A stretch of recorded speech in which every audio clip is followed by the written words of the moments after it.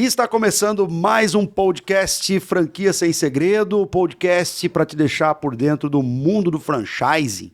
Você que não segue a gente ainda, siga, se inscreva, ativa o sininho para você receber a notificação quando a gente postar vídeo. Toda segunda tem vídeo novo no canal, quando o Vitinho não esquece de pôr, mas ultimamente ele tem posto toda segunda, então não estamos tendo falhas. Ele ganhou caneca, agora ele tá feliz. Ele tá com caneca nova, né, Vitinho? E lembrando, Luiz e Riso, meus queridos companheiros e amigos que me acompanham toda segunda-feira, que nós estamos no TikTok, nós estamos no Instagram. E tem o do franquia, tem os... E tem os nossos pessoais. Então segue lá Ricardo Rigueto, segue lá Luiz Cruz e Creu, segue lá Marcos Riso. Sempre a gente tá postando. O que eu brigo com esse cara que tá lá na Austrália e ele nunca posta é para ele postar vídeos das franquias australianas. Sim. O nosso público também quer saber como é que é a Austrália, como é que são as franquias aí. Todo mundo acha que o Outback nasceu lá, todo mundo pensa que o Outback é australiano e não é brasileiro. Mas agora tá lá também, né, Riz? Tá aí, o Outback tá aí também, né? Tá aqui, o Crocodilo Dundee não tá legal. O Crocodilo Dundee falta um pouco de... Ele só manda fotos do café da manhã. Cara, é só daqui foto de café da manhã. Daqui a pouco ele vai tomar o café dele, né? Que são 14 horas, só pra vocês entenderem. Tá? Aqui a gente tá gravando, são 6h30. Lá, 8h30 da manhã. E ele ainda não tomou café. E ele fica irritado, né? Fica bravo, né, Riso? Treme. Rapaz, a última vez que ele veio aqui, ele tremia de bravo, cara. Treme mesmo. O homem é bravo, cara. Eu uso a caneca para esconder a tremedeira.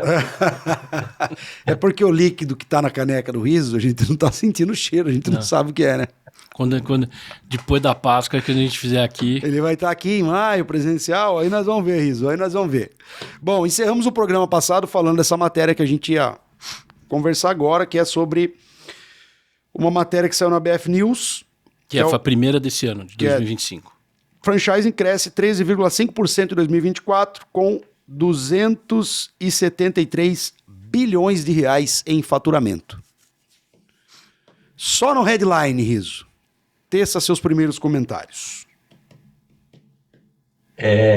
Sem comentários. Você também, Luiz, por enquanto. Que o franchising está crescendo e é a olhos vistos, mas a gente vai ter um questionamento com esses números da forma como está sendo divulgado pela BF. Mas que o crescimento é muito grande, por quê? Porque o que está acontecendo, na verdade, é uma substituição do varejo tradicional por redes de franquias. Mas a gente tem que lembrar que tem muita gente também fechando as portas. Redes de franquias. Eu ia até, antes de falar, entrar na matéria em si, trazer um pouco desse questionamento que eu tenho para vocês, que ao mesmo tempo que a gente vê uma redução do varejo tradicional devido ao crescimento do mercado online. Isso é bem nítido. Vocês concordam ou não? O mercado online está crescendo muito, enquanto o varejo físico... Porque muitas das grandes redes... veja, olha só como o argumento fica complicado. Muitas das grandes redes que a gente está vendo aí, pedir RJ, elas também vendem no online. Você tem o site de e-commerce delas, todas, né? Desde a Americanas, né, até agora, essa semana aí, saiu uma matéria, enquanto a gente estava aqui... antes de entrar, estava lá falando da Saint-Marché. Ela também vende online. E no online, tecnicamente, o custo dela é mais enxuto, porque não tem a operação, o custo, né, de CAPEX. Como que se faz? Então, o argumento é o varejo que é aquela história que a gente está vivendo aqui no Brasil atualmente. Antes era a picanha que estava cara, agora não é mais a picanha, depois foi o ovo, agora é a galinha, depois agora foi o café, agora é o ovo. Ô, Riso, quanto tá o ovo aí na Austrália? Vamos tirar essa prova aí. Quanto tá o ovo aí na Austrália, Riso? Mas eu faço minhas compras e compro ovo regularmente. Mas eu não sei te falar, eu não chutaria. Mas eu aposto... Eu sei que é em dólar australiano. Mas a notícia que eu posso te dar, tá faltando ovo aqui também. Aí, as galinhas estão preguiçosas, bicho. Eu também acho. Porque aqui, assim... E também a picanha, tá? Porque aqui não tem picanha, mas a carne toda aqui é controlada pela JBS. Que comprou uma distribuidora de ovo gigantesca. E agora parece que o ovo tem que ter carimbo, A né? Mantiqueira. A Mantiqueira. É. Então, mas aí, Mas justificando essa questão que eu estava só para terminar, então não é o varejo, não é assim, tipo, o varejo está sofrendo porque o online, não é só isso. Então, o mercado tá zoado, mas também tem a operação desses caras que tá... O varejo, o Rizzo já falou isso algumas vezes, o varejo desde sempre está sempre ruim. Entendeu? Essas grandes varejistas desde sempre estão sempre ruins, né? Porque sempre está enxugando gelo. Esse é um problema. Então, bora para a matéria. Ó. Fala, Rizzo. Não, deixa eu só fazer um comentário, Ricardo, sobre isso, porque a gente tem esse embate, né, de você colocar que o varejo está sendo substituído pelo varejo online, e eu coloco que o varejo brasileiro é que está em crise desde 1800 e alguma coisa, porque ele não se reinventou ainda. E eu agora só quero dar um gancho. Lembra que você acabou de me cobrar sobre falar de algumas franquias aqui da Austrália? Eu vou te falar sobre as estratégias das franquias, das grandes operações de varejo americana, que estão se reinventando, que estão com uma série de coisas. Não é para esse programa, mas eu já tenho uma matéria muito grande que foi feita pelo Wall Street Journal, que mostra mais de uma dezena de operações que se reinventaram, que estão se mexendo fortemente, mas sempre com aquele pressuposto que o varejo brasileiro não tem, que é otimizar, melhorar a sua performance e reduzir os seus custos, especialmente de ocupação. Lembra o que o Pivete falou da Fistclax? Eu tenho lojas de 17 a 250 metros quadrados, mas eu tenho uma preocupação com o custo de ocupação e com o faturamento de cada uma delas. Que custo fixo, meu. Mata o cara. Eu aprendi com o Rizzo isso, cara. Custo fixo é que nem unha. Você tem que cortar todo dia, porque ela não para de crescer. Não. Isso essa frase ficou na minha cabeça, cara. E quando a gente relaxa um pouquinho, você vai ver seus custos fixos estão lá em cima. Aí você, dá aquela parada de novo. E eu acho que isso é ad eterno, né? Sempre, sempre, sempre. E a unha é fixa. Exato. Bora lá. A primeira edição da BF News em 2025 não poderia trazer outra manchete que não o desempenho do franchise em 2024 e o ranking das maiores franquias por número de operações. Então, bora para os principais highlights, porque aqui é direto ao ponto e é o que interessa, tá? Essa matéria eu tô lendo na íntegra, que saiu da BF News. Vamos lá. Eu achei essa link que eu mandei para vocês no LinkedIn, mas tem em vários outros lugares, tem também, se tiver no mailing deles. Bom, o mercado de franquias do Brasil cresceu 3,5% em 2024 e alcançou 273 bilhões de reais em faturamento. Aqui está um negócio interessante. Entre as razões para esse crescimento estão recuperação do consumo, alavancado pela baixa histórica dos níveis de desemprego e aumento da massa salarial e do poder de compra das famílias. Cara, aí eu buguei quando eu li isso aqui. Eu vou falar. Mas é que... Travei. Cara, aí não tem. Tá falando de qual país isso aqui? Não é do Brasil. É porque o IBGE daqui tá atualmente com... divulgando umas estatísticas diferentes. Eu acho que o IBGE brasileiro tá com TDAH, os caras acham que estão meio doidão. Tem uma pessoa lá que tá sendo criticada, tanto que os técnicos do IBGE estão fazendo greve, né? E tem um monte de cara entregando o cargo, porque as coisas que o IBGE tá divulgando, nem em Nárnia divulgam coisas assim. Os caras tomam Rivotril. Não fale recuperação de consumo. Aonde que você tá vendo recuperação de consumo? Vai passar no shopping. Eu sempre falo que um teste, é verdade. Como eu trabalho muito com franquia e a operação da franquia, você tem loja, um lugar fácil para você ver, para sentir, ver e conhecer, cara, é passar em shopping. Então, pelo menos uma vez por semana, você tem que almoçar num shopping para ver e circular. Mas circular, você tem que olhar 2 indicadores muito interessantes que são fáceis. Você não precisa nem ter um conhecimento aprofundado de como tá o negócio no shopping center. Sacola na mão. Sacola na mão no corredor. E olha pra dentro, vai andando e vai quebrando o pescoço assim. E olhando dentro das lojas. E olhando pra dentro das lojas. Você só vê vendedor no WhatsApp, em rede social, porque não tem ninguém dentro da loja. Então, assim, esta recuperação de consumo, talvez seja a recuperação do consumo, deve ser recuperação extrajudicial do consumo, recuperação RJ do consumo, só se for. Porque, por exemplo, os grandes, você só vê, por exemplo, essa que nem eu falei agora no começo, Saint-Marché zoada. Pedir recuperação. Você tem Casas Bahia, fez um acordão, recuperação extrajudicial, não foi prejudicial, fez um acordão com os principais credores. Todos os grandes varejistas. Então, esse consumo é consumo do quê? É o consumo do cara que está indo num quiosque no shopping? É isso que eles estão avaliando? Não me faz sentido isso aqui.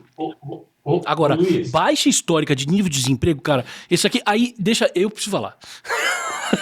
Porque esse não tem como, cara. Esse, assim, do lado jurídico da coisa, a manipulação disso aqui sempre ficou por conta de governo. Então, interessa pro governo falar que tem mais desemprego, menos desemprego. Você quer ver um caso típico, que é um dos anos atrás? Não nesse governo, no governo 2 desse atual presidente. O cara resolveu que tinha que dar um jeito de derrubar o desemprego. O que o cara fez? Criou a lei do MEI. Então o que aconteceu? Toda aquela galerinha que era o informal e estava desempregada, mas era informal. Porque essas grandes estatísticas não conseguem medir quem migrou para quê. Você concorda comigo que se eu tenho 200 milhões de habitantes e esses 200 milhões de habitantes não estão morrendo semanalmente, significa dizer que ele está se alimentando de alguma forma. E se ele está se alimentando de alguma forma ele está ganhando ganha-pão. Na informalidade ou na formalidade. Então, os governos muitas vezes dão uma pressão aqui e sobe a formalidade, derruba a informalidade. Por que quer tirar a galera da informalidade? Porque o informal não paga imposto. Então, cada vez que os caras querem dar uma aumentadinha na arrecadação, vai lá e tunga. Então, aumenta a carteira, aí muda. Então, essa manipulação de baixos níveis de desemprego, cara, depende com a métrica. Você está comparando com qual métrica e de onde você está tirando esse desemprego? Eu ouvi falar, Luiz, que o governo agora está medindo a taxa de desemprego de quem não está procurando emprego. Tipo assim, quem não está procurando emprego não entra nessa estatística. Essa estatística é só para quem está procurando emprego e não consegue emprego. Tá. Eu ouvi isso, não sei se é verdade ou não. Já é algum... Mas eu queria só colocar uma coisa, Ricardo, para o Luiz, especialmente, que o Luiz não entende nada de comunicação. Então, Luiz, vamos lá. Eu vou te dar um headline. O mercado de franquias no Brasil cresceu 13,5% em 2024 e alcançou 273 bilhões em faturamento. Esse é o headline. Uhum. Essa é a narrativa. Agora me arranja justificativas para isso. É esse parágrafo. Eu vou te dar algumas chances. Você não sabe qual é a base que aumentou 13,5% do ano anterior para esse ano. Você não sabe o que se refere a 273 bilhões, se entra ou não entra a indústria de combustíveis. Você não sabe nada. Mas eu te dei uma narrativa. Aumentou 13,5%, 273 bilhões. Agora... me dá justificativas. Ó, eu tô aqui, Rizzo, com o G1 aberto aqui, ó. G1, tá? Entenda como o IBGE calcula a taxa de desemprego do Brasil. Seguindo o padrão internacional, a PNAD contínua classifica como desocupadas pessoas que não trabalham, mas que estão ativamente em busca de uma oportunidade. Outras taxas é como a força de trabalho desperdiçada também são divulgadas. Então, assim, quem está procurando emprego e não tem que estar na taxa de desemprego. Não é todo mundo que está desempregado que é considerado essa taxa. E aí a taxa vai lá para baixo, pô. Uhum. Então... Esse é o conhecido nem. Ele nem está empregado, nem está procurando emprego. Mas ele está no bolsa. É isso aí. Bom, seguindo, tá? Vamos lá. Fatores internos. A gente falou dos externos. A realidade aqui da Austrália. Vai melhorar. A realidade da Austrália só fica melhor. E não do Brasil.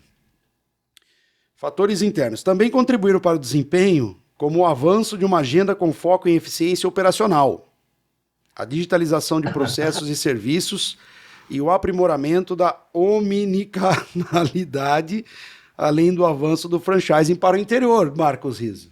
Nossa. Agora bugou. Olha lá, entrou tela azul. Deu tela azul no Marcos. De novo, seja criativo. A narrativa está montada. Agora seja criativo para justificar a narrativa. Eu acho que o cara pediu pro chat GPT, escreve aí, o que você acha? Porque, veja, avanço de agenda com foco em eficiência operacional. Quando um cara, assim, pode ser que na minha experiência isso não tenha acontecido, vamos perguntar pro Rizzo, que tem um pouco mais de experiência que todos nós dois juntos aqui somados. Rizzo, toda vez que chegou um cara e falou, eu tenho um negócio aqui, será que esse negócio ele é viável como franquia, não sei o quê? Quando o cara vai olhar o quê? Ele vai tentar transformar uma franquia, ou seja, ele vai pegar esse negócio e fazer esta modelagem do franchising pensando em ineficiência operacional, ou ele deveria pensar em eficiência operacional? Porque se ele deveria pensar em eficiência operacional, o avanço da agenda com foco em eficiência operacional é a hipérbole da hipérbole da hipérbole da redundância. Porque o franchise não pressupõe eficiência operacional? Não, essa é a única coisa que a franquia tem que se preocupar com isso. Ou eu tô muito louco. Isso que eu pus aqui hoje não tá bem, né? Não tem. Vocês estão cobertos de pouca razão. Pouca razão. Porque mais de 80% das franquias no Brasil são franquias de marca e produto, que é empurrar produto no traseiro do franqueado. Então, a eficiência operacional é uma fraude. Sabe aonde se conseguiu eficiência operacional do franchising? Onde? Na não abertura das unidades, na quebradeira dos franqueadores. Você quer melhor ineficiência operacional de que as lojas vazias em shopping center da Polishop? Isso, loja vazia é o que a gente falou agora há pouco. Isso Você entende? Os franqueados não compraram mais, foram fechando as operações, foi quebrando. Essa é a eficiência operacional. Não esse que está colocado aí. Quebradeira. Bom, seguindo. Digitalização de processo e serviço para... Não, mas o que é omnicanalidade?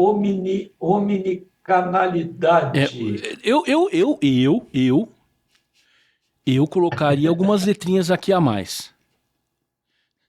Eu colocaria Ricardo achou que ia passar batido nessa. Não, eu ia chegar aí. Volta. O Ricardo achou. Eu ia chegar nessa palavra, mas é que eu tenho na frase, na linha superior, eu já tenho um problema, que é digitalizar. O que aumenta o faturamento da rede ou digitalização de processo e serviço, né? Isso é uma coisa que, assim, talvez você gere mais eficiência na tua operação. Você digitalizou alguma coisa, que você tinha algum processo. Mas, de novo, num sistema desse, de que 80% das franquias é marca e produto, o que a digitalização de processo vai aumentar o faturamento do franqueado? Apenas. Agora, omnicanalidade, você pode substituir por Canabidiol. Não. Canibalidade. É isso aí que eu queria falar. Omnicanibalidade. Ou seja, porque isso só estimula o canibalismo deles. Porque esse omnichannel não é oferecido para o franqueado, é a franqueadora. É a rede. Ou seja, você canibaliza entre os seus franqueados. Que é aquela história. Hoje você tem visto franquia que no site institucional da marca, que às vezes é e-commerce. Por exemplo, eu vi uma franquia, não vou lembrar agora, eu falei com uns franqueados semana passada. São franqueados. Falei com 3 franqueados, ou 3 ou 4. Aí no meio da reunião, era online, eu abri o site da franquia, que agora o CEO atual mudou para e-commerce. Então, a potência do site institucional, que eles remuneram com a taxa de publicidade paga o site institucional, que hoje é um portal, é um marketplace, que não vai nenhuma venda para o franqueado. Aí você procura a informação franquia no site, não existe. Você, em cima, só tem lá, seja nosso revendedor, seja não sei o que, não tem nada sobre franquia. Aí você vai lá para baixo, fala, então tá lá embaixo, onde sempre tem lá embaixo no site, tem lá, seja franqueado. Não tem, só tem nossas lojas. Seja revendedor. Mas não fala em nenhum momento, em lugar nenhum do site. Ou seja, o que aconteceu com o cara? O Omni, Omni, eu vou desaparecer com os franqueados. Ele tá desaparecendo com as franquias. Então, assim, esse Omnichannel... Deixa eu explicar melhor. É assim, é o presidente da associação que pega o seu carro e sai do Rio de Janeiro e vai até a fábrica em Resende, e aí ele fala, gente, a gente está vendendo sushi para o Gendai, está vendendo massa para o Spoleto, está vendendo mais não sei o que para não sei quem, a gente vendia pizza antes para Domino's, mas agora a gente não vende mais, porque a Domino's passou para lá, e aí o que a gente vai fazer? Ah, vamos vender tudo isso agora para o supermercado também. Ah, vamos vender também tudo isso para outros varejistas que não sejam franqueados. Como o Luiz falou, omnicanal é para o franqueador que está sentado na fábrica. E o avanço do franchising no interior? Não cabe mais, tem que... Esse povo precisa abrir franquia, então vão abrir onde? No interior, tem que ver se cabe, né? E aí é o problema de você entender, porque uma coisa é você falar, cabe, mas você tem que investigar, você tem que ver se o modelo de operação do cara, porque você tem que ver se o negócio cabe na cidade menor, né? Essa história de franquias no interior começou porque os empreendedores começaram a abrir shopping em cidades menores no interior do país inteiro. Uhum. E esses shoppings, eles estão abertos do Oiapoque ao Chuí, baixando. E eles estão à beira da água. Vocês sabem, vocês moram em cidades do interior. Vocês veem a quantidade de shopping que foi aberto, que justificava as franquias irem para o interior. Porque as franquias já estavam no interior. As franquias já estavam em Piracicaba, em Sorocaba da vida, independente dos shoppings. Agora, o que se fez? Se abriu novas franquias com os shoppings, e os shoppings hoje estão cada vez mais inviáveis. Então, é o contrário. As franquias no interior que foram para o shopping têm uma forte tendência de levarem aquele nosso selo franquia, experiência, quase morte. Contesta a minha informação. Não tem. Não tem. É Acabou isso de aí. falar da loja da Polishop vazia no shopping. Então, essa história de franquia no interior, de novo... Não é um avanço, né? De novo, as operações em shopping é sabido. Você tem uma loja de rua, uma loja de shopping. A loja de shopping custa bem mais. Custa mais em todos os sentidos. Custa mais porque muitas vezes tem que ter mais turno de funcionário. Você tem um custo fixo maior. Você tem despesas de marketing, de publicidade, não sei o quê. A operação de shopping custa mais. Então, tem muita gente que eu tenho visto fazer o movimento inverso. Sair dos shoppings e ir para a rua. Porque a operação de shopping está ficando cara.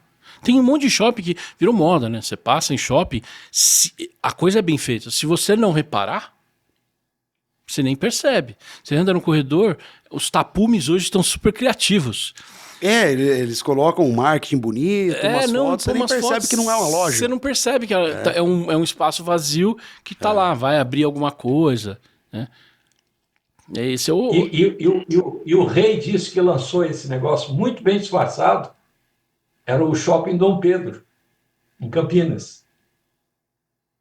Porque ele estava numa mesma rodovia que tinha mais 3 shoppings além dele. E ele era tão grande que ele conseguia fazer esses disfarces com as lojas não abertas. Ah, tem um shopping pequenininho ali, São Paulo, da Vila Olímpia. Esse é o shopping do almoço, né? Toda hora.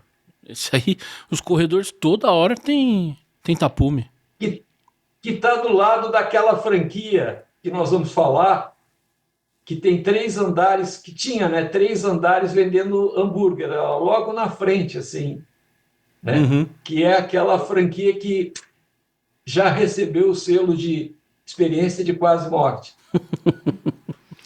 Bom, seguindo. O número de operações alcançou 197.709, distribuídas em 3.300 marcas franqueadoras, enquanto o contingente... A BF agora está assumindo que existem 3.300 franqueadores? Tá assumindo. Tá escrito aqui. Tá aqui. Opa! Ah, então legal, porque... Naquela outra matéria era outro número. Era outro número, lembra? Na matéria de uns programas atrás era outro número. Puxa a matéria, você consegue puxar aí, Luiz? Puxa. Vamos puxar o que ela falava na matéria passada. Era 1.260 franquias e era algumas que estavam entrando, outras que já estavam lá, mas ainda com aquele esquema de pode tudo, né? Porque quase franchising. Mas eu te interrompi, Ricardo, só queria saber o seguinte, então aqueles 13% é sobre as 3.300 e não sobre os sócios? É o que aparenta aqui na matéria, né?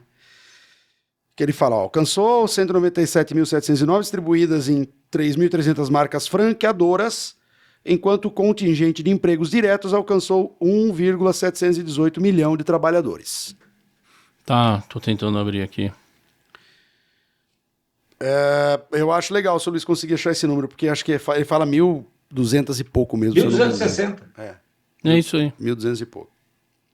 Da mesma matéria, também da mesma associação. Da mesma associação. E mais, a gente tem que sempre lembrar, esses dados estatísticos que eles colocam são os dados estatísticos daquilo que está debaixo do guarda-chuva deles.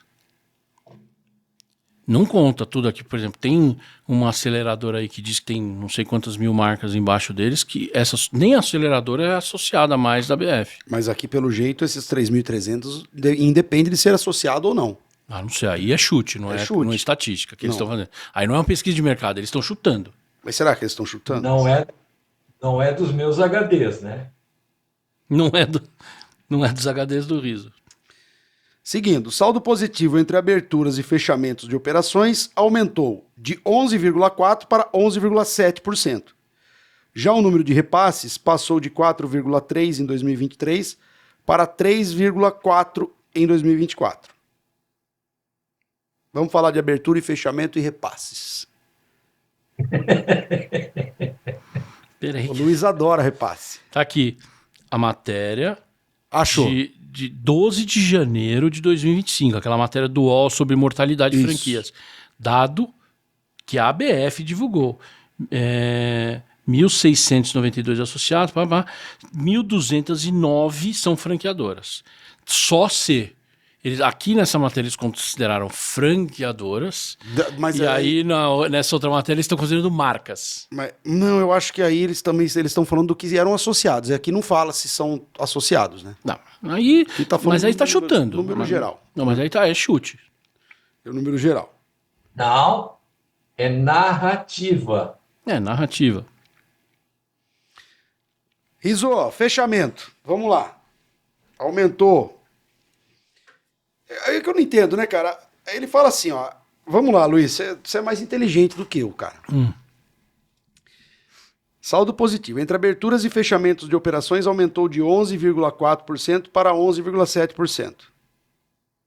Até o saldo, ou seja, cresceu o número de operações. Mas cresceu o quê? A abertura ou cresceu o fechamento? Não, entre aberturas e fechamentos, ou seja, do saldo. Eu tinha X unidades no ano passado, agora eu tenho X mais esse gap de 0,003. 0,3. É o que eu entendo. E os repasses diminuiu. Então é sinal que fechou menos. De 4,3 para 3,4. Então, né? Mas desculpe, esse número é um número que não tem numa circular de oferta, é um número que não tem nenhum documento que você vê. Eu nunca vi uma franquia informar isso. Já falei isso em um episódio agora passado aí. Eu nunca vi numa COF, em algum lugar, uma franqueadora informar o número de repasses. Nunca, eu não lembro nenhum cliente meu dos que associados à BF que reportaram para a BF número de repasses. Então, número, de novo, não sei. Mas o Ricardo, aqui o Luiz está colocando uma coisa importante. Nos Estados Unidos, aonde que você pega esses dados estatísticos? Eles são compilados da circular de oferta de franquia. Então, a fonte é o somatório da circular de oferta de franquias de todas as franquias. Sejam associadas da IFA ou não são, pouco importa. Então, o número, ele tem fé pública. Essas coisas da BF é um chute. Vocês vão ver agora, quando entrar, aí vai ser o caos completo, com as maiores franquias que eu coloquei na pauta também. Você não consegue entender, os números não batem. Vamos lá, vamos seguir. Então, todos os segmentos do franchising cresceram acima de 8,5% em 2024, frente ao ano anterior, com destaque para entretenimento e lazer, que cresceram 16,6%. Aí ele traz o seguinte: a Cacau Show manteve a liderança do ranking das 50 maiores redes de franquias por número de operações, com 4.661 operações, um crescimento de 10,6% sobre 2023. E aí, além da Cacau Show, estão no top 10 o Boticário, McDonald's, Colchões Ortobon, Lubrax Mais, Odonto Company, a MPM, Óticas Carol, BR Mania e Shell, aquele da Shell Select do nosso querido Marcos Risso.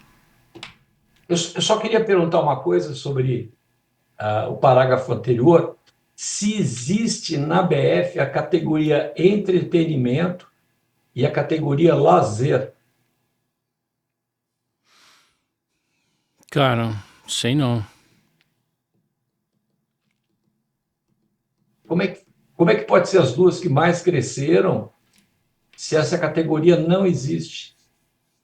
Será que não existe na BF, né? Mas eles classificam nessa pesquisa que eles fazem.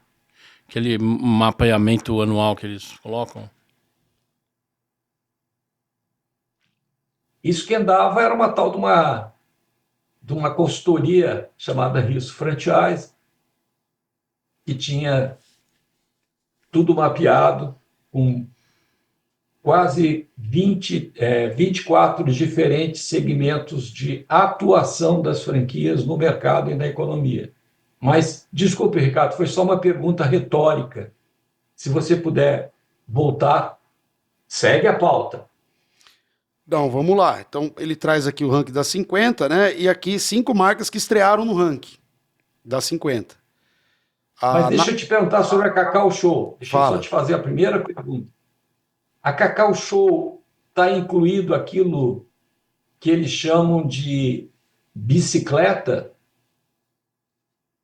Está incluído aquilo que eles chamam de a geladeira de picolé que eles vendiam? Está incluído container? Está incluído a barraquinha que eles têm? Não entendi bem. Só para mostrar no site deles, né? No site da associação, onde você abre, pelo menos aqui no celular mesmo, você abre, já aparece de cara aqui, encontre as melhores franquias, aí tipos, ou por investimento, são as duas formas de busca que você pode fazer. Quando você clica tipos, aí vem alimentação, casa e construção, comunicação informática, educação, entretenimento e lazer, hotelaria, limpeza, conservação, moda, ou seja, são... Mas... Selo. Ai, calma. Eu tava lendo achando que era... Eu não ia me dar mal, mas eu vou me dar mal. Porque aí você vê em todos os tipos, que são de fato, o que eles chamam de tipos, seriam segmentos. Só que aí você chega em serviços automotivos, que é a última divisão séria.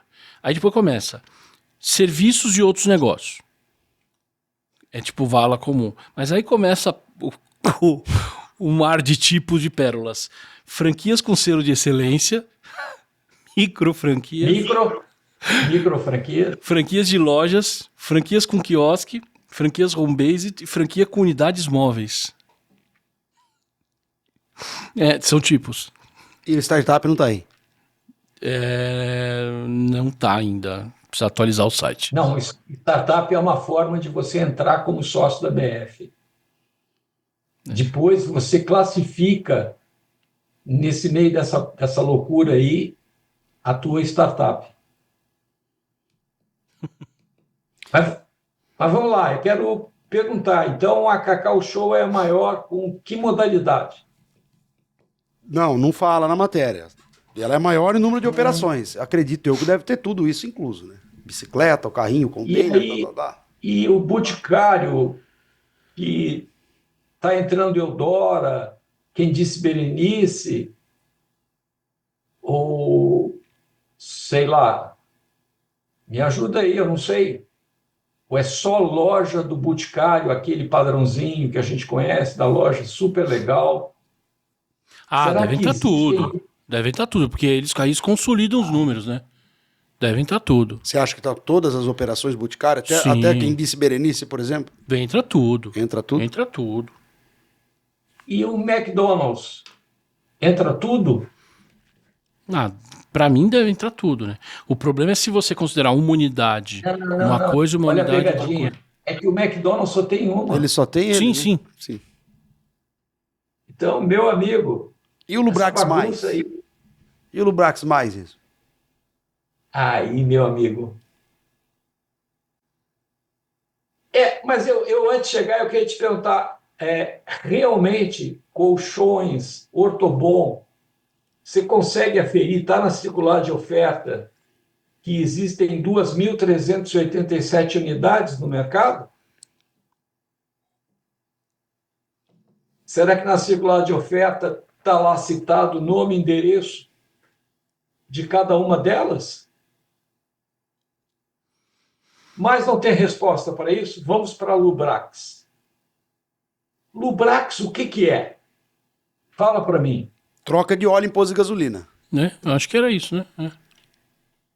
Que, na verdade, o que é? É uma baia dentro de um posto de gasolina que troca o óleo. Perfeito. Isso não é troca de óleo no mercado americano. Troca de óleo é um posto que só troca óleo. É uma quantidade enorme que tem no mercado americano. E não tem nada a ver com essa malandragem no mercado brasileiro. Então, o posto é uma franquia e o próprio franqueado, às vezes, ele tem ali dentro a BR Mania, ele tem ali dentro o Lubrax, ainda tem lavagem, às vezes ele tem alguma outra coisa. Então... Ô Riso, mas o dono da Lubrax é a BR? A BR é dona da Lubrax ou não? É um terceiro claro, e só tem parceria? Petrobras, é a BR que é dona. Petrobras, Petrobras, tá. Lubrax é o óleo da Petrobras. Não, eu digo da franquia, Lubrax mais. É a BR que é dona, é ela que administra essa rede de franquias. Sim, claro. Tá. Acaba quase virando um store in store, né? Mais ou menos. Não, é isso. Mas você vai chamar isso de franquia? A Shell chegou a montar uma operação paralela, tá? Com postos só de troca de combustível. No Brasil teve a Diflub, no Brasil teve mais. Esse monopólio da Petrobras não deixa nada acontecer. Então, é meio estranho você chamar isso. Quando você entra no site da Lubrax, você cai no posto Petrobras. E aí eles te oferecem 3 tipos de franquia. A do posto não oferecem, que eles não podem chamar de franquia por causa do acordo que eles têm com a revenda e a legislação sobre revenda. Mas eles chamam de franquia BR Mania, mas eles chamam de franquia o Lubrax. E também um outro negócio que está no posto, que agora nem me lembro. Mas, enfim, você não consegue entender. Aí você vê, o BR Mania também tá lá. É assim, tipo, eu vou vender uma franquia do meu escritório para você. Aí, você tem a opção de comprar uma sub-franquia de fábrica de caneca. Junto, você tem uma opção de câmeras, franquia de câmeras. E junto, você tem uma franquia de editora. Aí eu, com uma marca, alavanco e boto 4.000 unidades em cada negócio, ou seja, eu vou ter 4.000 do meu escritório, 4.000 da fábrica de caneca, 4.000 da fábrica de microfone e 4.000 da coisa. 16 mil. 16 mil unidades. Não, e olha aqui, No lembra da fundo- própria matéria da BF, que a gente fez agora alguns episódios passados. Lembra daquela Velox, que tinha o café Velox, que tinha Financeira, tinha tudo. energia solar, aí tinha dinheiro, né? Tinha empréstimo, consignado, Tudo. o que você quiser, seguro. É assim, é uma bagunça completa esse negócio. Mas a minha pergunta, eu não vou questionar números. Se eles informaram, está feito. Eu só queria perguntar, está na circular de oferta?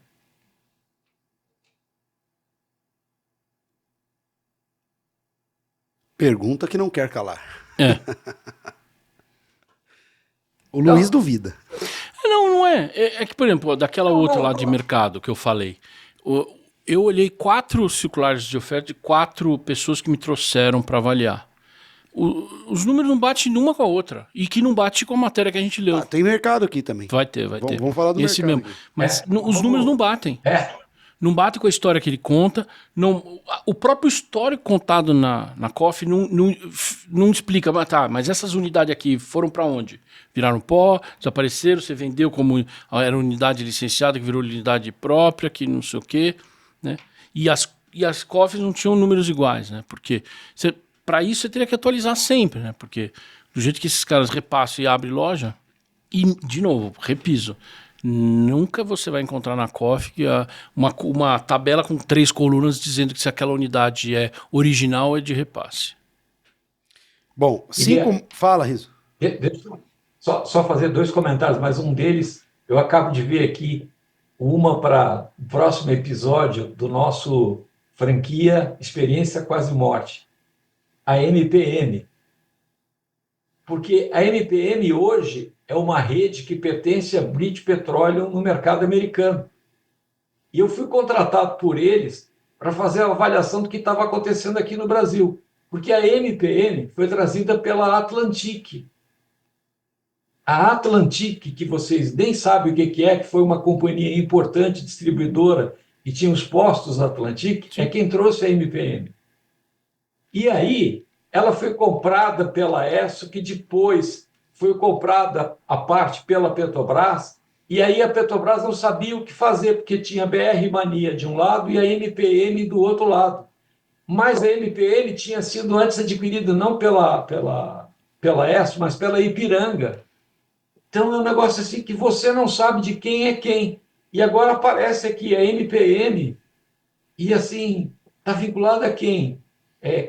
Quantos carimbos de experiência quase morte, franquia com experiência quase morte a gente vai ter que dar? Eu vou incluir essa aqui para a gente dar uma analisada. Vamos lá. Boa. Que tem hoje 1.450 unidades, né, nessa tabelinha aí. A MPM? Isso, 1.450. 1.450. Você já viu alguma MPM? Cara... Tinha um no Posto Ipiranga aqui, Pira. Tinha uma. No Posto Ipiranga. Aquele na rotatória aqui embaixo. É isso. Quando desce para pegar, Isso, para exalc ali. A MPM. Só que a Ipiranga, ela se dividiu. A metade ela foi para o Grupo Ultra e a outra metade ela foi para a Petrobras. E aí? Como é que você faz? A quem você pertence, a quem você está ligado, com quem você conversa? Eu acho que você podia criar um outro selo de selo dos bastardos. É o que não tem pai, não tem nada. Selo dos bastardos. É isso, o selo dos bastardos. Boa! Eu quero conhecer meu pai. Quem é meu pai, né? Ai. Eu uma vez eu fui fazer uma palestra em Porto Alegre e aí o pessoal me perguntou porque eu estava falando mal dos gaúchos, mexendo com o pessoal e tal. E aí o pessoal disse assim, mas você veio aqui por quê? Eu disse, não, eu aproveitei e vim ver meu pai. Eu disse, todo Catarina volta para Porto Alegre para conhecer o pai. Então, é isso mesmo. Bom, vamos seguir, Luiz. Vai Não lá. vai dar tempo da gente terminar. Ó, 5 marcas estrearam no ranking. Então, das 50 maiores. Natura é um novo associado, tá? The Best Açaí, que apresentou o maior crescimento. Natura, que acabou de quebrar a Avon, que acabou de dar mundialmente a quebradeira da Body Shop, não entendi. Natura, que era porta a porta, que sempre negou franquia, agora virou loja? Esses consultores que têm ideia. A Body Shop era da Natura? Sim. A Natura comprou a Body Shop na Inglaterra, a rede mundial, e quebrou. Deram falência agora. Entrou em recuperação judicial. A mesma coisa com a Avon. A Natura comprou também. Parece que essas grandes fortunas adoram quebrar o negócio, não é? Americanas, Blockbuster, sei lá, eu não sei o que é. É tão engraçado isso. Caiu a Avon, cara. Acho que desde que a gente se lembra, por gente, você lembra daquele livretinho danado Avon, da Avon. Minha mãe foi franqueada, foi revendedora Avon, minha mãe. Não, a Avon salvou muita família, né, cara? Trouxe uma renda para dona de casa, né? Com certeza. Foi Era revolucionário na Que época. era o sistema de distribuição legal. direta, né? Que o cara... Você tinha o catálogo e o cara opera sobre catálogo. Não, mais que isso, você comprava uma maleta com todos os produtos de demonstração. Me lembro disso Me lembro do cheiro do pó de arroz, aquelas coisas todas. Mas, enfim.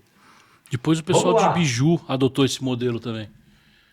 O pessoal de Isso. bijuteria adotou esse mesmo modelo. Hoje você tem várias marcas que estão operando desse sentido. A empreendedora, que é um microempreendedor individual aqui, ela compra o kit que vai dar o direito dela ser revendedora. Então ela tem o kit para ela, de expositor, e aí sai vendendo.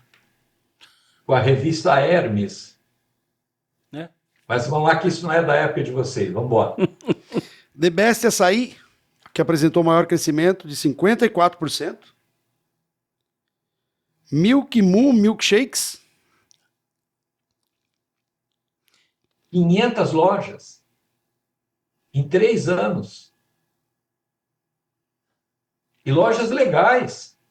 Mas não é bem loja, porque é quiosque, é ponto avançado. Esse Milk Moo, eu vi uma matéria outro dia, eles estão abrindo nos Estados Unidos, não estão?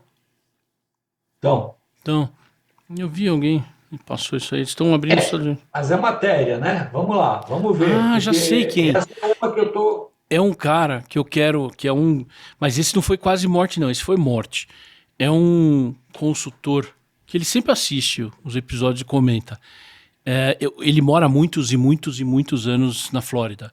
Ele teve uma franquia e tomou uma quebrou, ele falou, eu quebrei na jurídica e quebrei na física. Caso clássico. Ele que me mandou uma matéria desse Milk Moo perguntando se eu conhecia alguma coisa. Ele tá querendo comprar Não, lá. porque estão abrindo por lá, na Flórida, disso aqui. Lavateria e Fini. Lavateria eu não conheço. Preciso Fini pesquisar. é uma estratégia boa você Fini comprar a loja do Fini junto com uma coisa de clínica dentária, porque A Fini ela tem aqueles quiosques de shopping, vende a bala pesada, né? Solta, né? A Fini, tudo bem. E agora vamos falar do ranking que o Riso adora, que é as franquias que o Riso a vida inteira trabalhou e a vida inteira prestou consultoria. O grande final do nosso episódio. Não, eu posso de só hoje. falar um passo antes, que tem a ver com o que a gente vai falar no próximo programa aí, talvez dessa que vai ganhar o selo Quase Morte, que é dos berries da vida, Yogo Berry, Frozen Berries, dos Frozen Berries da vida, que eu falei no programa anterior pra gente fazer um levantamento Isso. dessa. A mesma regra se aplica para... Eu não conheço essa, nunca vi essa besta açaí. Mas você tem várias açaís por aí no mercado. Várias. a grande encrenca de uma marca monoproduto disso aqui, que teve o maior crescimento, quando eu olho para isso, me dá um pouquinho de medo, porque eu leio isso, eu tiro The Best Açaí, eu coloco The Best Paleteria, eu coloco The Best Brigaderia, The Best Waffle. É o best monoproduto que cresce muito. A grande parte vai ter que ganhar o selo espírita, talvez, porque não passa pelo quase morte, morre. Sobra às vezes a rede principal, a rede que começou. Que cresce muito. Mas porque... sabe qual é o erro aí? O erro é colocar a marca, o nome do produto. Porque todas elas estão indo para o sanduíche, para não sei o quê, com açaí. Sim. Porque eles não conseguem, como monomarca ligado a um monoproduto, mesmo com todas as variações com que o produto tem.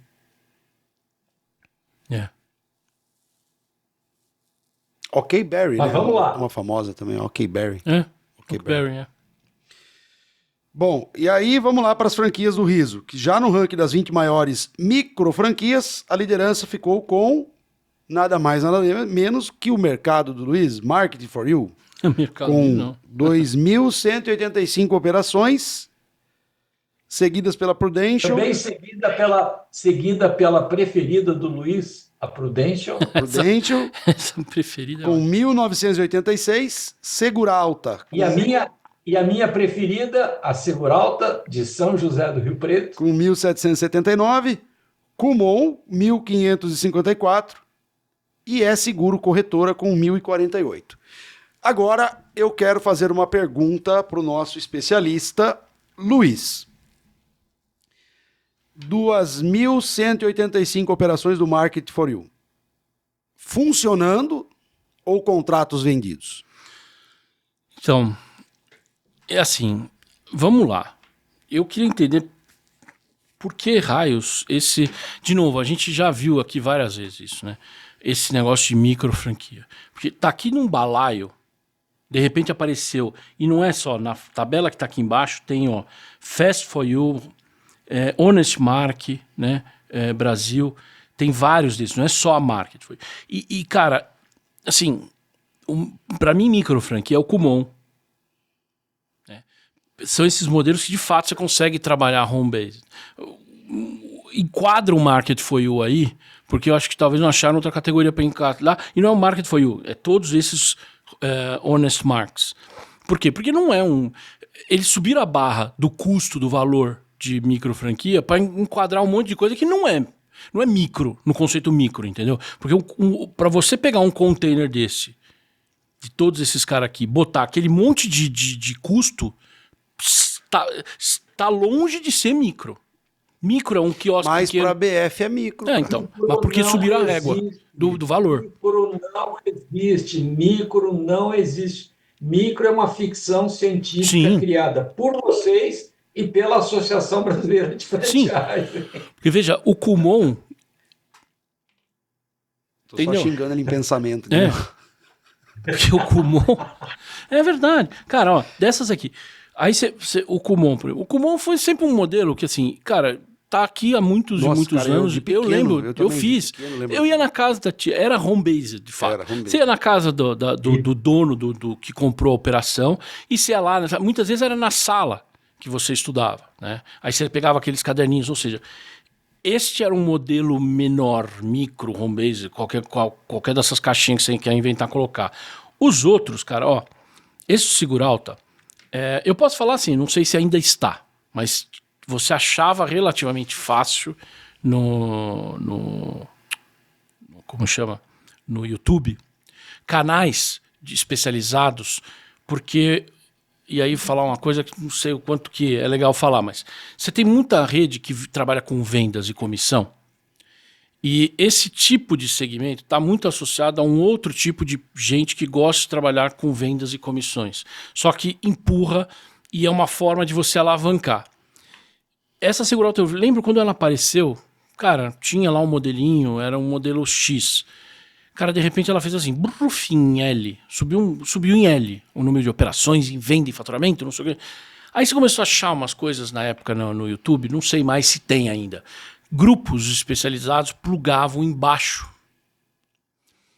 E que grupos são esses? Essa turma do marketing multinível. Eles começaram a fazer marketing multinível em cima da base da franquia. Tem bastante marketing multinível que se disfarça de franquia, né? Tem bastante, eu não sei se é o caso deles. Mas... Então, mas nesse da Seguro Alto eu lembro que eu vi o vídeo no YouTube. Esse eu vi. Lembra da franqueadora que toca o sininho e o cara entra num tubo? Entra no escorregador, que ganhou, vendeu. Seguro Alta. Então, Zero Rio Preto. Então, mas é dessa. Mas o que acontece? Ainda você tem esses outros riscos, que é um risco que não era nem da franqueadora. Porque você está sujeito, você tem as suas operações. Aí o cara começa a eles venderem e eles começaram a acionar, vender a franquia. É coisa de louco. Plugou um negócio em cima de outro negócio, embaixo de outro negócio, né? Então, essa é uma questão. A outra que está aqui, dessas maiores micro franquias, é uma, cara, assim, eu não gosto porque, assim, se você não tem um amigo, você pelo menos tem 3 amigos que já te ofereceram fazer o seu planejamento de vida da Prudential. Cara, eu nem vou contar uma passagem que eu tive com esse negócio da Prudential. Mas esse aqui passou por uma encrenca recente. Cara, esse da Prudential passou por uma encrenca recente que foi, tá até aqui, tá no site da Fenacor, né? Que o STF derrubou as ações que reconheciam um vínculo de emprego. Sim. Foi exatamente da Prudential, né? Da Prudential. Sim. Mas por que isso é um esforço muito grande para tentar desreconhecer isso? Porque muitos desses modelos, às vezes, que trabalham de formato home-based ou um formato, entre aspas, autônomo, mas que você tem uma grande cobrança de metas, uma grande dependência econômica, uma dependência física do lugar e que você tem eventualmente algum tipo de subordinação, cara, você abre uma porta muito grande para questão trabalhista, né? Sim. E esta reversão que teve aqui nas ações da Prudential, porque os caras vendem, as apólices vendem os serviços. Durante muito tempo, esses caras conseguiram levar para frente ações judiciais contra a franqueadora com pedido de reconhecimento de vínculo de emprego. Que também eu não acho certo, porque o cara, quando ele assinou um contrato lá, ele assinou um contrato como franqueado, daí agora ele quer acionar os caras, tá errado, né, bicho? Então. Não, a história não é essa, Ricardo. Vocês são muito jovens. Vamos lá. Vou dar um exemplo para vocês. Banco Nacional, Nacional Seguros. A Nacional Seguros tinha um monte de corretores, pequenos, grandes, médios, mas eles eram independentes, eram corretores. E alguns desses corretores, eles colocavam na chamada plataforma, que era dentro do banco, com uma mesa e uma cadeira, para o cara vender o seguro para o gerente do banco. Todo mundo ganhava comissão. As maquininhas é a mesma coisa. Só que o que aconteceu? Esse corretor que sentava na chamada plataforma, que era dentro da agência bancária, começou a entrar com ação trabalhista, não contra a corretora que ele trabalhava, mas contra o banco, requerendo vínculo empregatício, porque ele era um vendedor de seguros daquela agência, daquele banco. Só para vocês terem uma ideia, a Prudential comprou o Citibank nos Estados Unidos. Só para vocês terem uma ideia da ligação que tem com o banco nesse tipo de coisa. E as franquias vieram para dizer o seguinte, olha a lei de franquias. A lei de franquias fala que não há vínculo trabalhista. Então vamos pegar esse nosso povo aqui e vamos vender franquias. Só que eles cometeram muitos erros, entre eles aqueles apontados pelo Roberto, daquela operação, que é a CVC, que eles não têm contrato, eles esqueceram de assinar o contrato de franquia com os franqueados. Então, muitas dessas operações, os caras são representantes de vendas de maquininha e tal, e não tem contrato de franquia. Então, é uma bagunça generalizada. E a ABF botou o carimbo nesse negócio, chamando isso de microfranquia. Aí entra todo mundo no bolo. Aí você pode dizer o seguinte, o Kumon é franquia? É franquia. Mas esse negócio de seguro, você consegue dizer que é igual, que é semelhante, que é parecido com a origem que tem? Acho meio difícil. Com essas subidas em L que você está falando, Luiz, acho meio difícil. Mas tudo bem. E eu boto mais uma pimentinha no caldo. Porque no fim do dia, assim, quando você vai olhar, alguém vira para você, tem esse modelo de operação que ver isso aqui, será que fica legal franquia? Falou, cara, você tem que entender, eu sempre brinco que eu gosto de desenhar o negócio, ou seja, desenhar o fluxo para entender o que está acontecendo. Num caso desse, eu tenho um produto e eu te ponho na ponta que você é uma ponta só num determinado território para fazer a venda exclusiva do meu produto. Eu não posso vender o produto do outro. O que é diferente de um Coban. Porque um correspondente bancário, muitas vezes, ele é correspondente bancário de várias instituições. De várias instituições. Ele não tem... Agora, você vê alguns tipos de serviços de alguns tipos de banco que o cara quer uma exclusividade. Mas ele dá a exclusividade em troca de alguma coisa. Né? Então, você pega para uma grande rede de imobiliária, assina um contrato de correspondente bancário com exclusividade para essa rede, certeza que essa rede ganhou algum tipo de compensação para manter exclusivo. Porque senão não tem exclusividade. E aí, se eu boto exclusividade numa operação que é pequenininha, fica muito tênue, de fato, essa questão de confusão. E aí eu fico me perguntando por que raios o cara gasta um caminhão, né, pega uma bazuca para matar uma formiga. Porque se eu só queria expandir por meio de vendedores, isso são representantes comerciais. Não é franquia. Mas aí dá vínculo trabalhista. Então, dá vínculo trabalhista porque, na história, muitas empresas que quiseram fazer expansão por meio de representante comercial fazem, assim como desse mesmo jeito, da forma errada. Dão a gambiarra Brasilis, conhece? Porque se não fizesse a gambiarra Brasilis, você tem também, assim como no franchising, a representação comercial é uma lei de 1965. Isenta o processo trabalhista. Que funciona e é altamente bem regulada. Não, é uma lei muito boa, mas você tem que pegar... Não funciona, porque para você vender aquele produto, você precisa expor aquela marca. E aí você começa a botar a marca no seu cartão de visitas. Sim. Eu me lembro da Shell, ação trabalhista que a Shell perdeu com o negócio de óleo lubrificante no interior de Santa Catarina. O cara ganhou uma baba que não tinha tamanho, porque a Shell começou a restringir o território dele e ele usava papel timbrado da Shell, ele usava cartão de visita da Shell. Era uma festa. E todo mundo, o cara vendia muito e todo mundo vai fazendo aí, e ele botava lá representante exclusivo da Shell. Mas eu quero colocar uma coisa para vocês, porque a gente não consegue contestar esses números. Agora, a gente consegue fazer alguma avaliação, porque esse tipo de operação, ela não vai durar muito. Então, o nosso alerta aqui é cuidado com esse tipo de operação. Então, é fria. Essa matéria é da Federação Nacional, saiu no site da Federação Nacional dos Corretores. Né? Tem que lembrar alguns outros casos, porque é uma matéria boa, foi agora de começo de fevereiro.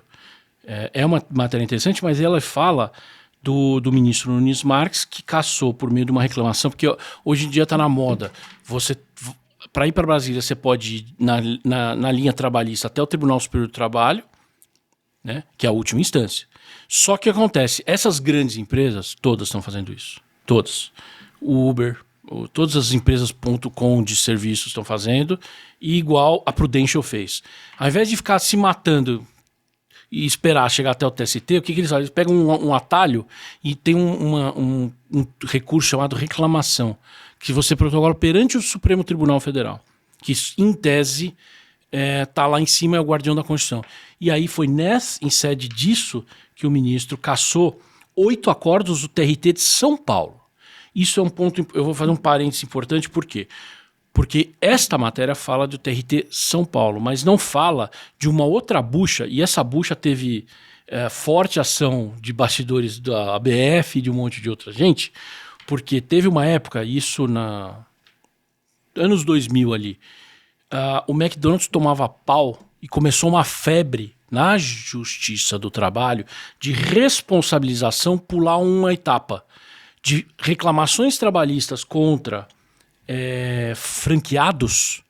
O franqueado não paga a conta, autorizar a ir contra a franqueadora, o que por si só é um absurdo. Porque a franqueadora compartilha a marca, mas não tem hierarquia, não tem nenhum longa-manos, não tem uma mão que consiga interferir na operação e que atrai algum tipo de responsabilidade do franqueado. Isso aconteceu muito no Tribunal Regional que pega Minas Gerais. A Prudential só leva ferro em Minas Gerais. Só. Então Luiz, nós estamos falando de TRT São Paulo. Essa mesma situação lá é diferente. Isso é muito velho e não precisava chegar até lá, porque eu mesmo fui preposto durante uns 10 anos na Shell de ações trabalhistas de frentista de posto de gasolina que entrava contra a Shell. Vai ganhar periculosidade.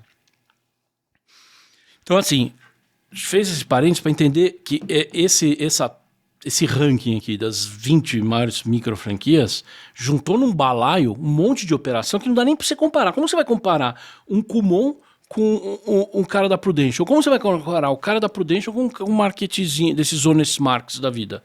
É um ranking estranho. É isso que eu queria dizer. Tem que lembrar, né? Esse franqueador aí, a Celpag, que eu conheço os donos, na feira de 3 anos atrás, saiu da feira anunciando que tinham fechado na feira 150 contratos de franquia. Sem circular de oferta, sem nada. E o Comitê de Ética da Associação vê a matéria e não fala nada. Na feira, como que você entrou, parou o Marty McFly, parou o carro na porta, levou os caras 10 dias pro futuro... assinou o contrato. Voltou no tempo 10 dias atrás. Não, você tem que entregar a COF. Ou voltou. Entregou a COF e assinou na feira. Assinou na feira. Pô, tá explicado, Riso. Você que não sabe nada, Riso. Nossa senhora, o Riso não assistiu Back to the Future, não conhece. Nem. Esse é o 4. Fechando a matéria. E eu que estou 14 horas na frente, né? Devia saber disso tudo. Viu? Já tá no futuro lá. Lá. Na verdade, aí o seu dia já é terça-feira. Vamos lá, nesse ranking, fechando a matéria, hein?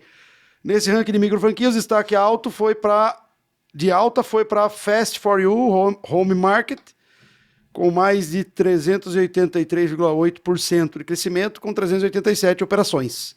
Além dela, Azul Empréstimos e Honest Mark Brasil estrearam no ranking.